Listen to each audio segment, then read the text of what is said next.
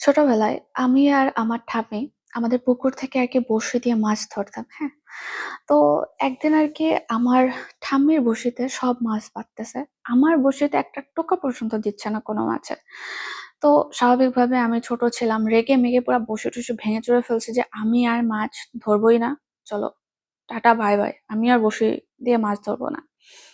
তো পরদিন আমার বাবা একটা নতুন বড়শি বানায় দিছে যে, "চলো আজকে তুমি যাও, আজকে মাছ পাবা, দেখবা পাবা।" ঠিক আছে? তো সেইদিন আমার বড়শিতেই সব মাছ আমি পাইতেছি। আমার ঠাম্মির বড়শিতে মাছ ঢোকাইতেছে না তো। অনেক বেশি খুশি হয়ে গিয়েছি চলো। কালকে আমি পাইনি দেইখা মাছে মনে হয় বুঝতে পারছে যে আমি রাগ করছি।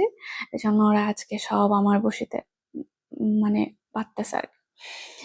তো বিষয়টা হলো এরকম যে লাইফে যখন আপনি কোন কাজ করবেন, শুরুতেই যে আপনার সাফল্য আসবে বিষয়টা এমন না। ঠিক আছে?